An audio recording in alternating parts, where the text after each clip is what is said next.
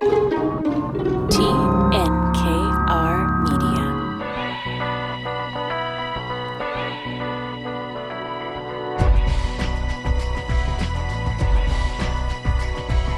Welcome to Inspiring Entrepreneurs Montreal, our 15th season, showcasing stories from outstanding business people presented by BDO Canada. My name is Dan Delmar, along with Mike Newton of BDO. Hello, Mike. How are you? I'm good, Dan. How are you? Excellent, thanks. Today we're talking about viral businesses, or at least one viral business called Transformer Table. So Richard Mabley is the co-founder and does biz dev for Transformer Table. They went viral on TikTok, and now they're selling at Costco's worldwide. So really just an incredible example of someone really leveraging virality to sell their products. It is. It's a fascinating story, and I think from an older generation perspective, everybody's still trying to figure out how we managed to take off and listen to the story today in terms of how the virality of TikTok can actually kickstart a business. But it's out there, and it's an interesting angle for those people that like to think that the traditional approach is still the way to go. And we'll be talking about boards of directors on the show today with Anthony Marinelli from BDO, partner of Assurance, about the importance of boards and how it can often set the tone for the way business grows and certainly provide you with extra resources to improve your skills as an entrepreneur.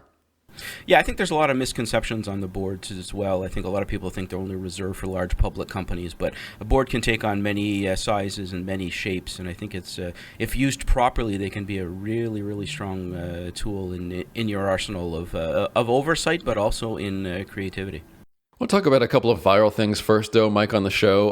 One, we'll get to Peter Thiel's viral advice on Twitter for startups in a second. Really interesting, fascinating questions. So if you do have a startup, you might want to get a pen and paper handy.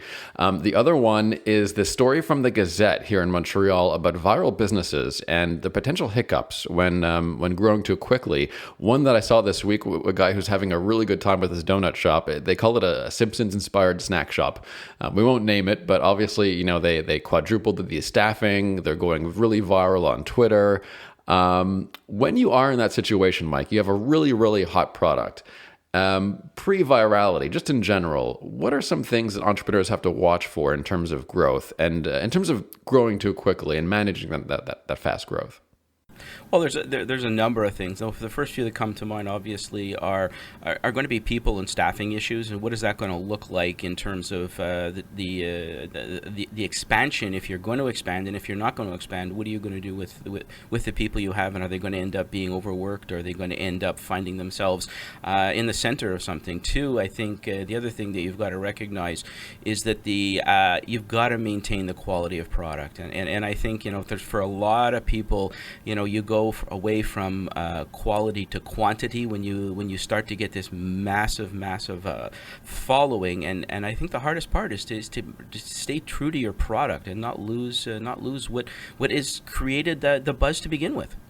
You have to stay tuned for Richard Mabley from Transformer Table because he had a great idea, and it was these tables that sort of literally transform into various different shapes, way more than your old school leaf table. And he had this brilliant idea, and the internet loved it. So the question for Richard now is, well, how do you make that into a real business? We'll talk about it on the show today. He's on the ground doing biz dev, getting deals with Costco. He talks about supply chain and partners overseas. This is someone who's really thinking about the longevity of this business in a deep way. Yeah, and I think not necessarily in Richard's case, but in general, I think a lot of people just want to expand. They see the buzz, they see the hype, and you've got to decide what kind of products do you want to be creating, and what kind of message do you want to be sending. I think you see it unfold in front of you in such a high way. The natural reaction is, well, let's just overexpand. And I think you need to look at what quality, what people, and what message do you want your market to get. They're at Transformer Table on TikTok, by the way. 1.3 million likes. So pretty impressive numbers there. Most definitely, and I think if you, what we were just saying, if you look and we listen to him later on, the product selection and actually the slower, not the slower, but the lesser number of products, you'd think with that kind of buzz, you'd just want to be creating stuff everywhere. We also talk about real estate on the show, Mike, real quick. Any thoughts there? Because Transformer Table is part of a growing trend of smaller furniture, more versatile furniture for smaller spaces, because our cities are getting a bit cramped, I suppose. Well, cities are getting cramped, and the cost of homes and apartments and condos and the cost of living in general has gone through the roof. So, in order to make living space that is more affordable and more accommodated to a group of people that have maybe a few less dollars to be able to be in this market, they're going to end up in some smaller spaces. B, I think there's also a push towards this minimalistic approach to doing things, and which again, in and of itself, means less space, but also less things. And how can you get more utility out of less objects? Well, I want to get to this viral advice from Peter Thiel. He's worth over $7 billion, invested in companies, including Facebook, very early on. And he has these 7 questions, apparently. This is from Michael Hook on Twitter, that he asks anyone he's about to invest in, startups. So here are some of the questions. And Mike, you tell me which ones you find most interesting afterwards. The monopoly question. Will you be able to capture a large share of a small market? Distribution. How will you deliver your product to your consumers? The secret question. Have you found an opportunity that others missed? The engineering question. Is a technological breakthrough possible? Durability. Will you be able to defend your market position in 10 plus years? People. Can you build a team to achieve opportunity you're working towards? Timing. Is this the right time to start this business? And one more on beliefs. What important truth do few people agree with you on? Pretty, makes you think, hey? Those are some very deep questions. I was going to say pretty esoteric and in some ways, and you look at them and you say they all kind of go in different directions. And if I take one of them, which is the engineering question, can you create breakthrough technology instead of just an incremental improvement? And for a lot of people, I think you look at a product and you go, hey, I could make that product better. Okay, there's nothing wrong with making that product better, but how much better is that going to be, and for how long can you sustain that type of improvement? And the more look, the whole model was always, from a tech standpoint, what's the IP? What's the intellectual property? What do you have that's different that gives you value? And I think from a value perspective, creating something new and different is a great opportunity. However, there's been an awful lot of people that have let shall we call it, the inventor go to market with it, and then have made massive upswings in improvement to make a product that much better. I think we're starting to see that just in the EV market right now. I mean, we saw the Tesla come forward and create really the breakthrough technology and all of this, and now look at how many car companies are moving forward, and I think a lot of them are starting to improve that technology. The last one I think was so deep. What important truth do few people agree with you on? That's a heck of a question to ask an entrepreneur, right? I mean, I'm not sure. I might have an answer for that 10 years ago, but do I have one now? I'll have to think about it. Well, I think that revolves around morals and values, and depending what is the core underneath that's driving your business, and is what is driving you to create this product or this service the same thing that is going to move somebody on the other side to buy it. On from the world of startups to management, and this is really interesting. This was posted also on Twitter by an economist who works for Indeed, the job posting company, and so they posted the number of manager positions have really jumped in the last few years, 50% really, over the last, judging by the graph, over the last 6-7 years or so. What's going on, Mike? Is this a pandemic phenomena? Why does Canada need so many more managers?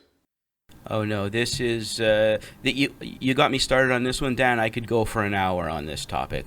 I think what we have done, certainly in North America, is we've created an awful lot of people who want to be traffic cops, who want to be managers, and we certainly have too many chefs and not enough cooks, I guess is the old expression. We're driving prices up because obviously management salaries are higher than on the doer salaries. Everybody in today's world wants to lead or manage. I'm not sure if that's an ego thing or what it is. Certainly, COVID has made this worse in the sense that people are lacking experience since COVID. But this is a phenomenon that's been going on for quite some time. We used to call it the pyramid effect, right? You had one entrepreneur at the top, and that kind of worked its way down to a wide base of doers. I think then we went to the other pyramid for a while, which was the inverted pyramid, where we had all kinds of people at the bottom that were making the entrepreneurs and the leaders do a lot of the work. We're living in a diamond shape now. There's no doubt in my mind there's too few true leaders and entrepreneurs and too few workers for a whole throng of people that are sitting in the middle that are managers. And North America in particular has created and a disturbing phenomenon that ultimately is we've got an awful lot of paper pushers and not enough people that are going to either lead or are going to spend the time doing the work. And this continues to be a problem. It's also a problem in our manufacturing environments with the inability to keep costs down. You can only have so many people directing so much traffic. We spoke a lot about productivity on recent shows and the fact that by some metrics we've regressed by about a decade in recent years. This is from also the Indeed economist on Twitter talking about productivity. He writes, "Lol, how funny would it be if Canada's productivity woes for the past 3 years were because the number of managers rose by 500K? Is he onto something there? Oh, most definitely. Most definitely. I mean, all you have to do is walk around an office, and whether that is a professional office or even a lot of manufacturing facilities, and there's just way too many people trying to get somebody else to do the work. I always used to joke that the definition of management was getting somebody to do something they didn't want to do without them knowing that they were actually doing it. Well, how many people can you have following that theory if you're not going to have enough people to actually do the work? I think we'll really like Richard Mabley. Speaking of that cultural shift, that's someone who really buys into it, kind of American spirit, really can-do attitude. And Richard Mabley is the co-founder and VP Business Development at Transformer Table. Richard, welcome to CJAD. Nice to be here. So the first question is the easiest. What is Transformer Table? So I'll kind of simplify it. So we're a company based out of Montreal, and we design and commercialize modular pieces of furniture that basically solves people's problems in their homes. Probably the simplest way of, explaining it. Okay, so I'm going to make you drill down a little bit on it. Modular, I think, is a concept that's been around for a while. So what differentiates you from other sources of modular furniture, and are you restricted to one type, so tables and benches, or are you doing other things as well?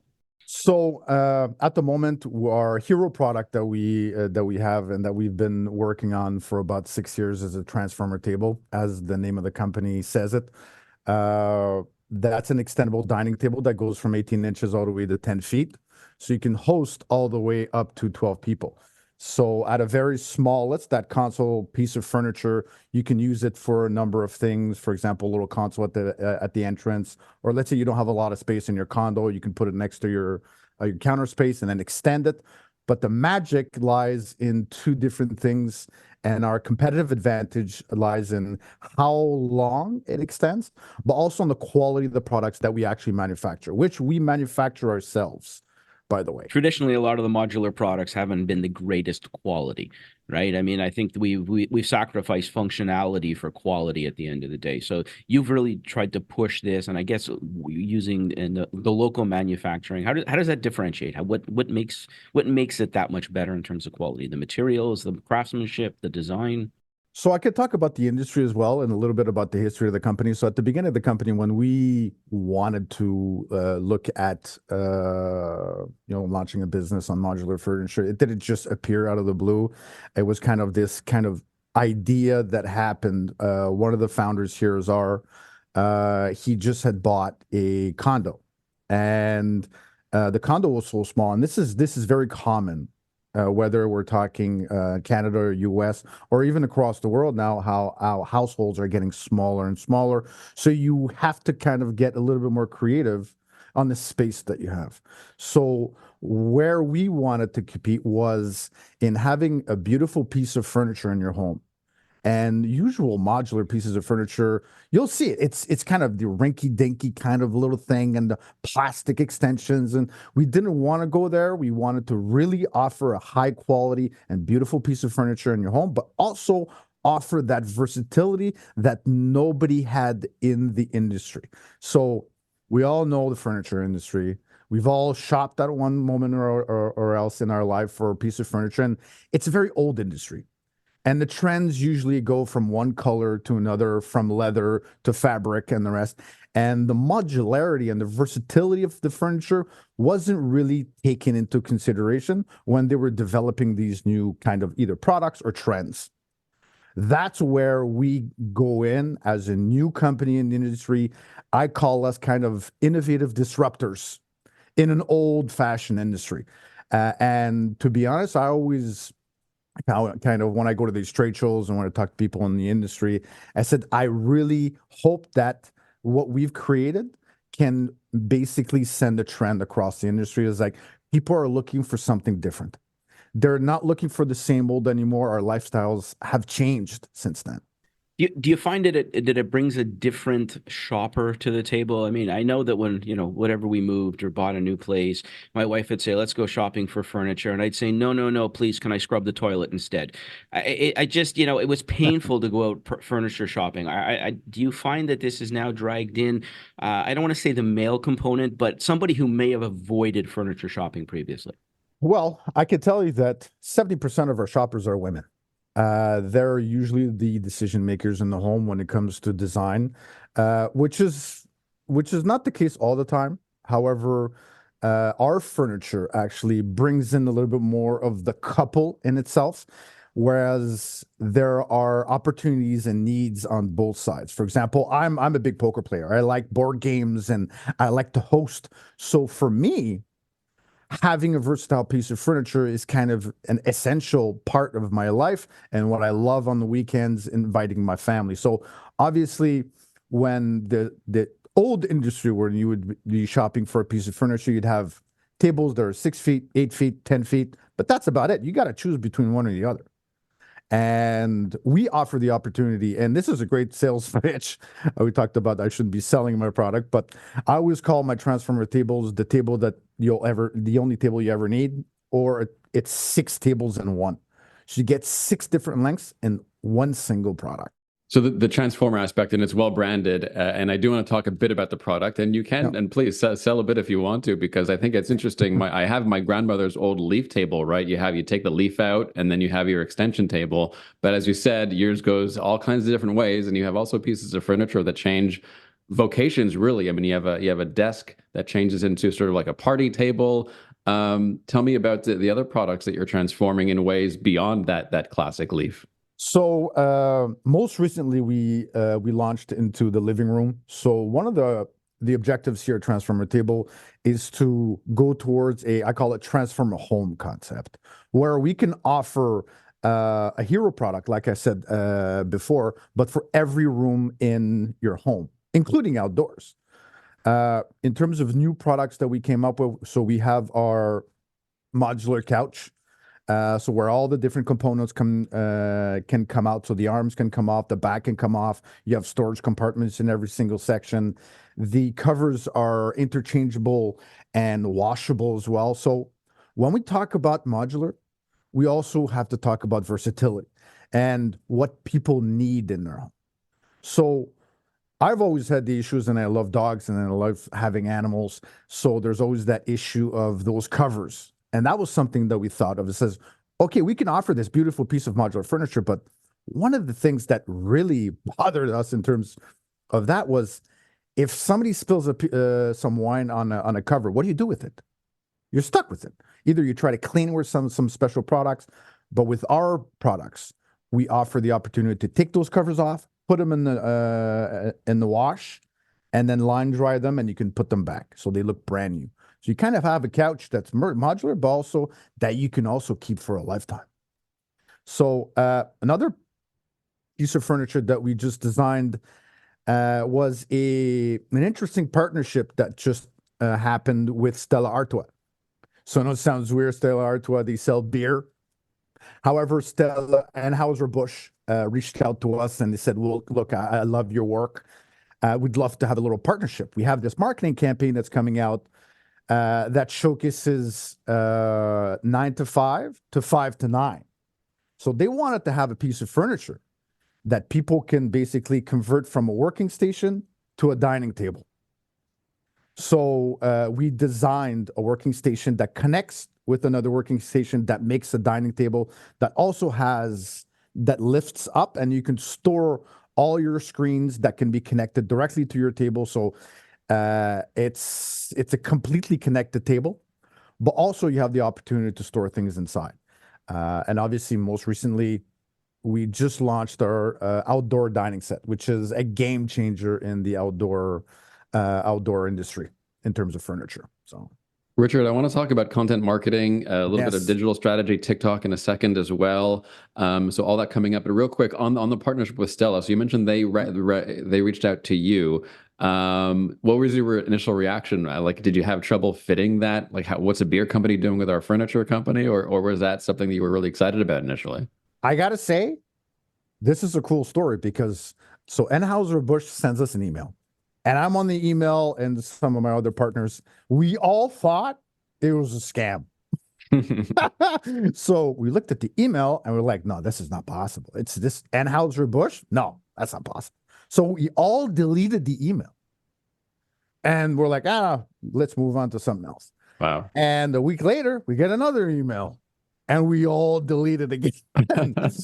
And then it took them about 3-4 tries. And the last try was like, this is not a scam. And then they called us on the phone afterwards and we had a chat with them and say, okay, this is actually legit. That just tells you that we were so excited about the project because it was unheard of for us first to partner with such a big company like Anheuser-Busch Stella Artois, but also adapting a alcoholic beverage to a piece of furniture.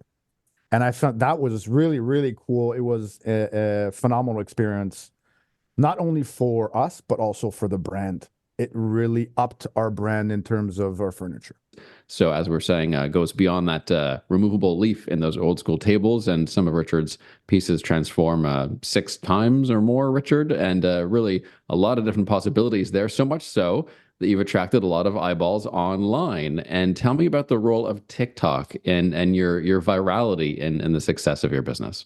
I think that it's important to actually go back to the very beginning of the company and how it actually came to be. I mentioned how Zara had a condo and we developed this product, but it had to actually go out there. So one of the first things was another co-founder, Alex. He set up his mother's camera and he did this little kind of video of the table expanding from 0 leaves to 6 leaves for 12 people. And it went viral instantly. So we put it on Facebook, and within 2 weeks, we had 5 to 6 million views on a product. And that's kind of told us, okay, we have something here. Since then, we're very present on Facebook, on Instagram, but also most recently on TikTok. We're doing very well on those different platforms. I think we create content that basically people want to see. They don't see these types of videos, this type of content from an average furniture company. And we've seen other companies go in that direction as well. But TikTok has been really a game changer for us. In the past few months alone, we've had videos to hit 10, 15, some of them over 40 million views. And I think it's just a question of the quality of the content that we have, but also how special our stuff is and how innovative. So it piques people's interest. And I think that's what TikTok is. TikTok is all about small little snippets of information to find out more information. And TikTok was a great platform for us to redirect traffic towards our website, where people were scrolling down. They see this table going from 0 to 12 people. So it's been really a game changer for us. And since the very beginning, virality of our videos has been something to drive sales and drive growth here. you got to love how market research got done on its own, right? I mean, ultimately, at the end of the day, many people spend a lot of time and a lot of money trying to understand what if there's a market out there for their product. Yours just you happened upon it, so from that perspective, it's great, and I think more people need to understand that those opportunities do exist. I mean, there's only so much you can do on a formal basis here. Get the product out there, let people see it, and let's see what happens. Do you find that because of the product and because of the market that's out there people are comparing to lower brand like an IKEA model or something along those lines because they see it as a do-it-yourself? Like, do you have to spend an extra time or extra effort in terms of focusing on quality? Yes, absolutely. To answer your question, IKEA will always be kind of a competitor to us, but at the same time, I say not really. And why? I'll tell you why. We're not a company that has 1,000 SKUs. We focus on one hero product by room, and we kill it on that one. So think about it this way: IKEA has, I would think, over 50,000 SKUs on their website or in their store. So although their marketing spend is gigantic, the thing is they will never put as much effort and branding on one single product than I can do on my magical product. I can make my product the one hit wonder, but I can be the one hit wonder in every single room in the home. So that's where I know where my development and product is always based on we will make one, but we will make the best one so that we can compete with these big guys, which we do very well. So, talking about the big guys, are you moving product into? I mean, I know you've had some history with Costco. What direction do you take when you're looking at the big box stores, and how do you get yourself in there? So Costco's been a really great partner for us. Make sure that you listen to what I said, partner. It's not a retailer, it's a partner. So you need to take care of that partnership. You need to covet it. It has to be your baby, especially Costco. Costco's not an easy retailer. If you do well, you'll do extremely well. But it took time for us to do well at Costco. It took us 4 years to even get into Costco US. You need to prove yourself. Over and beyond that, you need to have the logistics, you need to have the manpower, and also it's all about, trial and error. It's trying things and then failing and trying again. But overall, Costco, if you do well, if you take care of your partner, you can do well like we do. For example, 4 years ago, we launched Costco online. We did well. We supported our partner. They put us in the roadshows in store. Then from there, Costco US found out about us. Then they put us on Costco US special events. And then now I'm in Costco Canada, US, Mexico, Japan, Taiwan, UK, and I have South Korea and Australia that we're launching in the next few months. So, like I said, take care of your partners, they'll take care of you. Give our audience tonight, what did you do wrong that you learned that you wouldn't do again in that type of environment? So many things. But I think it's all part of learning and doing better. So I would say one thing that I've done wrong is try to move too fast on launching new products. Sometimes you have a winner, hone in on that winner, and make sure that you do well with that winner. One of the things that we used to do is saying, oh, well, we're so excited, we have a special events coming in the US, and sometimes you jump the gun on inventory. Costco requires you, when you start an event or special event or a month of specials, to have that in inventory. No matter the amount of sales that they have, you have to have that in inventory. So you need to be ready for it. And sometimes one of the mistakes I made in the past, which I learned the hard way, was I would say, well, I can have that in inventory, no problem. And then you launch the event, and then you sell out halfway through. And Costco's like, where's your inventory? I need inventory. So it's like the Costco buyers always tell me. They say, do not promise me the world. Be realistic in what you can promise me. Richard, talk to us a little bit about the discussion of sourcing and how you manufacture. I know a lot of the development and creativity is done here. Maybe give us a little bit of insight in terms of what the process is. So we're a vertical company here. We do everything from inventory to design product, and we even have our own studio, local studio here in Montreal. We have 20,000 square feet. So every single video, every single picture that you see out there, we do everything from A to Z. We do have our own manufacturing plant. It's based out of Vietnam. We have over 350 employees there. And it runs 100% only on our product. We don't have any other client. So it's called, we have three different companies here. So we have Transformer Table, which are a retail arm, so what you know. We have Transformer Studios, which is the studio that we have locally here in Montreal that does all our content. And we have Transformer Robotics. So Transformer Robotics is our fully automated plant in Vietnam, which is interesting to know. Vietnam has over 5,000 furniture plants in the country, but we're the very single only one that make 100% hardwood pieces of furniture that's fully automated. We hardly use any manpower in making our products, and that's unheard of in the industry as well. And a little more a chat for the podcast audience now with Richard. So let's pick up a little bit on the tech, right, Mike? I want to talk about Vietnam and what you're doing in that plant. So you employ over 300 people there, but you're also doing tech. How's the interaction between workers and the AI tech going in your plant? So it's very unique. It's very difficult. Actually, our president just flew out 2 days ago to go and make sure to see what's going on. We just purchased a number of automated painting machines. So we use electromagnetic paint. So basically, it's fully automated.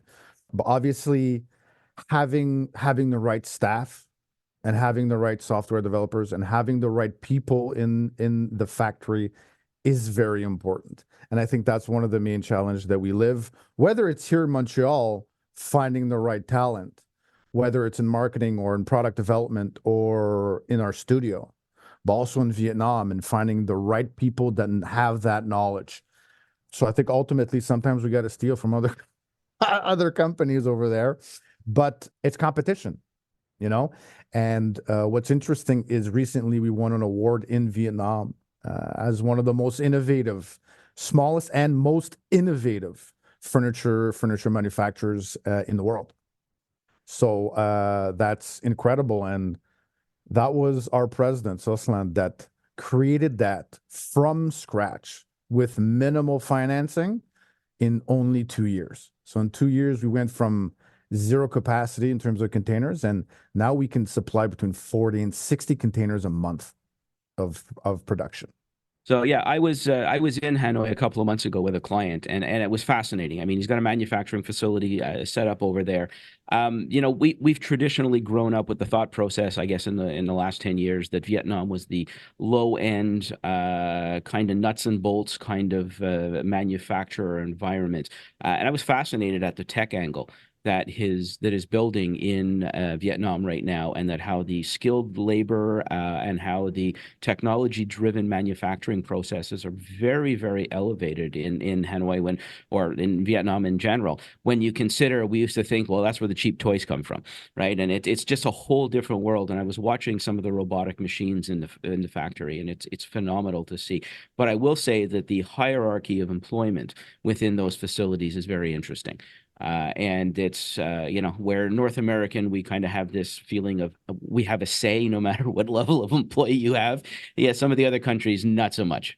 But the staffing, there's a lot of people. And I think what we're finally starting to see is a very high level of technology build within Vietnam. And the skilled labor is coming over. And we'll probably see what happened in 5 years from now in China and a lot, where the skilled labor is going to create such an increase in cost on labor that somebody's going to be looking elsewhere at some point. It's kind of that evolution of the low cost labor environments. There's a lot of demand for highly trained talent. Yep. In Vietnam, especially in certain industries, and furniture is one of the biggest industries in Vietnam. Yeah, and it's difficult because, from the Canadian perspective, we want to bring manufacturing back, we want to bring production back, but you just cannot compete on cost associated with, the employment component where, top employees over there are making a fraction of what we're making in North America. And they've got the technology to boot. I mean, there were a number of furniture manufacturers in Quebec for the longest time. There's not too many of them left anymore. I would tell you, Mike, I agree with you and I disagree with you at the same time. I agree with you that for the time being, Vietnam is a great location, great destination for manufacturing furniture, especially with the availability of the raw materials that are close by. Think about it. My oak cost me less in Vietnam than in Canada, just to give you an idea. However, with automation and with AI, if, and I'm pushing for this, and I hope I'm right, because by using automation and by using AI and using technology as a driver to manufacturing, I feel Canada can become and should become one of the drivers in manufacturing in the world. But if we don't go in that direction, you're correct. We'll never be able to compete.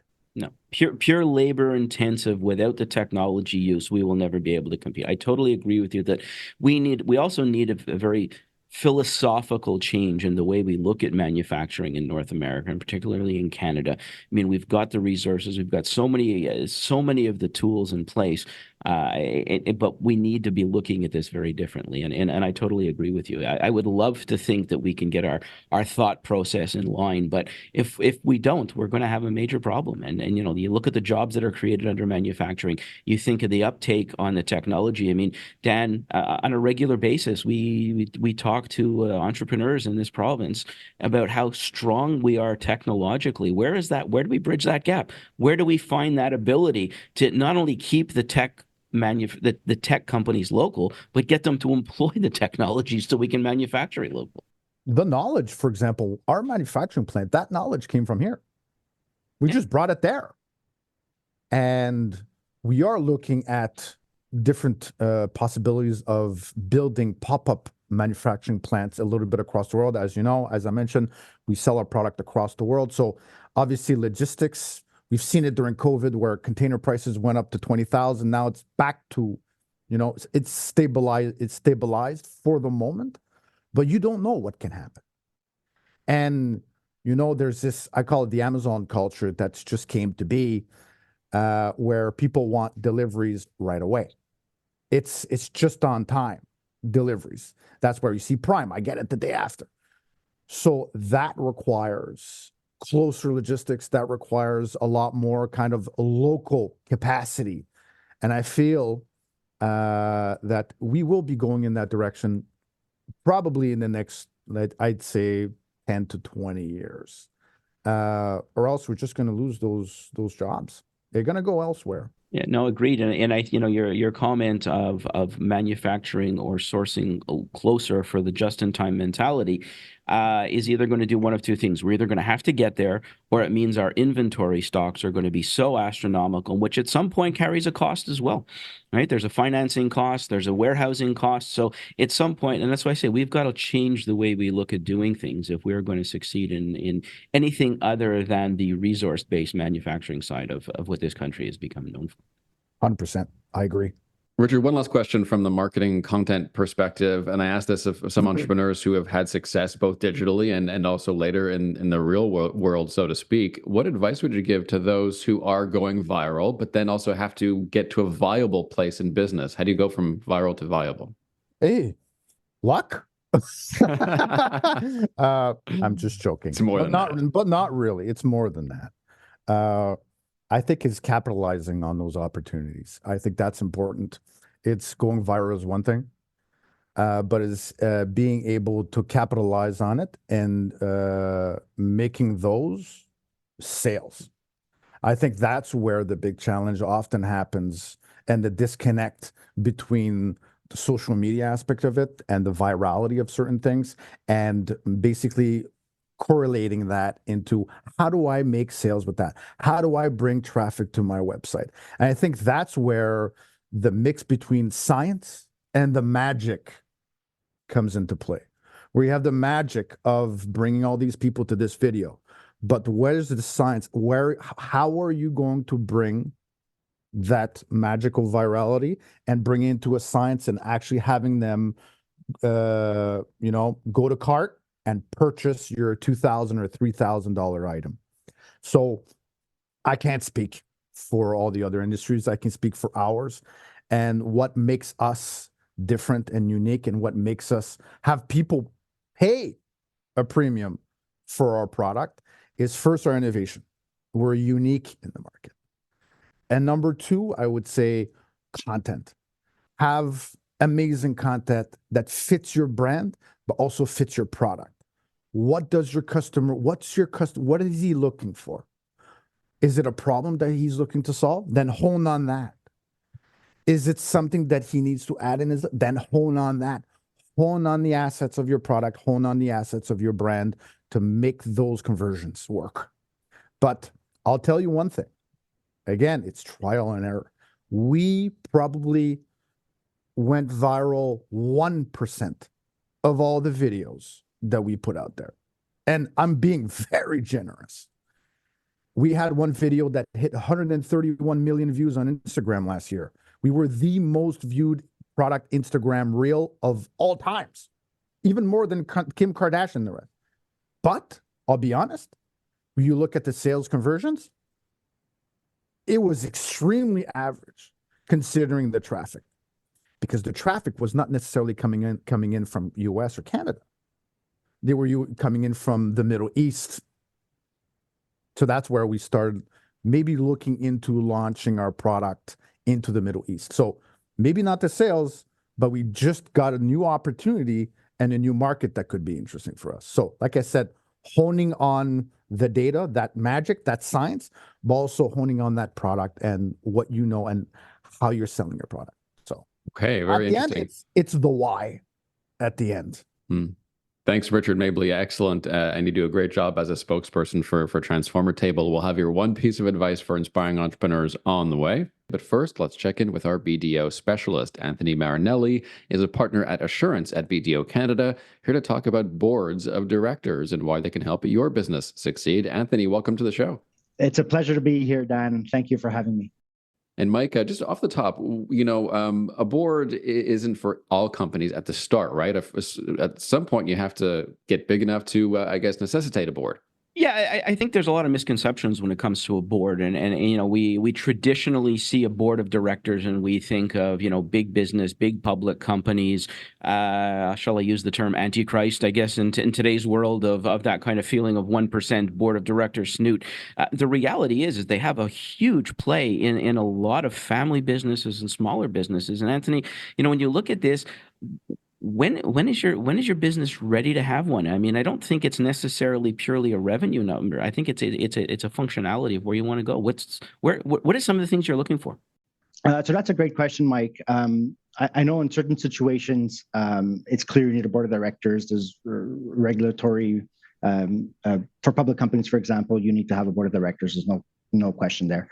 But there are other situations where you have to make a decision as an organization whether or not you want a board. And I've seen small companies, I've seen startup companies who have a pretty experienced board of directors because they want to make sure that they get all the counsel and advice needed for them to succeed. So I've seen smaller companies have board of directors. I've seen companies who are perhaps looking to sell, looking to go public, have board of directors because that helps ensure proper governance, and governance we know is really critical today, especially when we think about ESG. So that's other situations. And yes, larger corporations normally, and not just corporations, organizations have board of directors because they are more sophisticated. They have more complicated issues to deal with. There is more risk, and therefore having a board of directors to offer some advice and counsel is critical. Yeah, I think often a board is misconstrued in the sense that it's there for checks and balances and to keep everybody in line. But realistically speaking, certainly in the smaller entrepreneurial sector, and I don't mean $500 $500,000 businesses. I'm still talking about in the multi-million-dollar businesses. It's an opportunity to create multiple touch points in terms of insight and ideas, and it's not just for checks and balances. And I think, Anthony, you look at this, and I think this is one of your big is this discussion of multiple sources of information for people. Yeah, absolutely, Mike. I think a board has to look at the big picture, what's happening in an organization, and offer that, be a sounding board for the leaders of the organization, and offer guidance. And if I think about what guidance they need to offer, for me, the most mature boards deal with things like corporate strategy, risk management. They deal with things like oversight on financial integrity, and the word oversight is important. Not getting into the details, but thinking big picture, whether there are risks in the company, and also making sure there's ethical conduct within our organization. So I do think that the board needs to work closely with the CEO or leadership of any organization to make sure that they do offer that level of counsel to the leaders. Yeah, so one of a couple of things you mentioned, the objectivity and this independence component here in terms of an oversight function. I think you see boards having different purposes for different organizations, right? I mean, you'll see them in a nonprofit environment, you'll see them in a public company environment, you'll see them in a private company environment.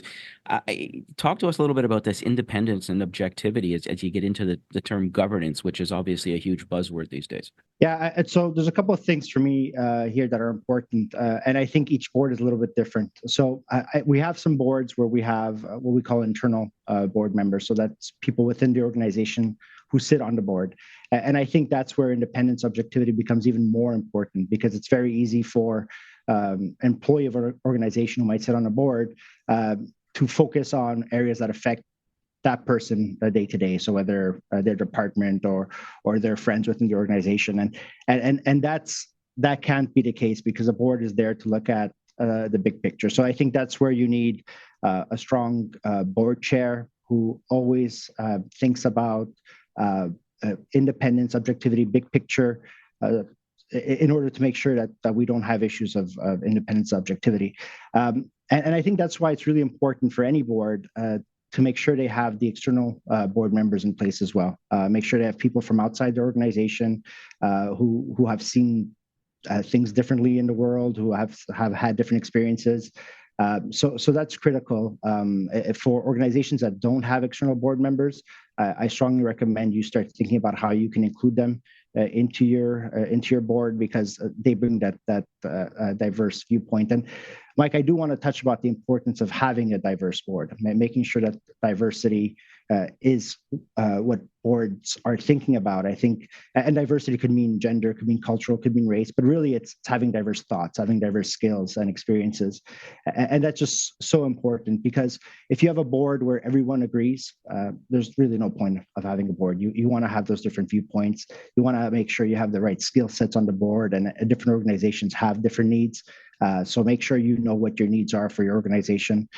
And lastly, also, I know I'm going a bit off topic, but what's really important to make sure you have a board doing what they're supposed to be doing is having psychological safety in the room, and making sure that board members can talk freely about what they think, even if they're the only person who feels that way. So I think that's critical. And I'll give you an example of what we do on the boards I work with. If we have a topic where everyone agrees, we'll ask someone to play the devil's advocate, to say, give us what the other viewpoint might look like so we can have a discussion on it. And that's critical for a board to be effective, and also to remain independent and objective. Sounds like you need me on a few more boards just to play devil's advocate with you. Yeah, Mike. Anthony Marinelli, assurance partner at BDO Canada. On boards, thank you very much, Anthony. It's been my pleasure. Thanks for having me. And as we come to the end of our show, let's turn to our entrepreneur, Richard Mabley of Transformer Table, and ask him for his one piece of advice for inspiring entrepreneurs. Richard, what do you think? That's an excellent question. I would tell you, and this is a conversation I had with my girlfriend this morning, actually. It's hard to be an entrepreneur. I think it's not said enough that it comes with sacrifice, it comes with difficulties, it comes with being the master of nothing, but you have to be the master of all. So it comes with so many challenges, so many failures. But, you know, being able to see those smaller victories really go far. So I think the best advice I can give to people is if you're going to be able to go through those rough waters, it's one of two things: start a business with the people that you love, or start a business in something that you love. Because if that's not the case, if it's just about the money, you won't last. You won't last a year. And the thing is, I went through all those hurdles. And the only reason why I did that is because I really freaking love what I do. And it shows, Mike. There you go. Another entrepreneur goes viral online, but has the system in place to make that viable business. Most definitely, and I think the one thing that I took out of that last piece, obviously, is one of the words we've used many times is passion. I mean, ultimately, at the end of the day, without passion, you can't ride the ups and the downs. You certainly need to be able to get up every morning and see a bigger picture. And I think money is a motivator for only so long, so, as Richard says. So, yeah, I like what we heard today. And as I've said many times before, I love when our guests just validate some of my thoughts. So thanks, Richard, for that. It's my pleasure, Mike. Hey, I'll come in and validate all your stuff whenever you want.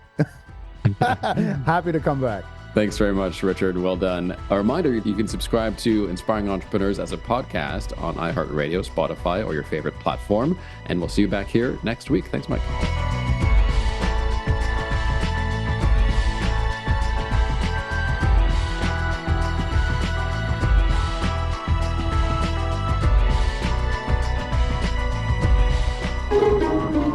This has been a production of TNKR Media. Good talk.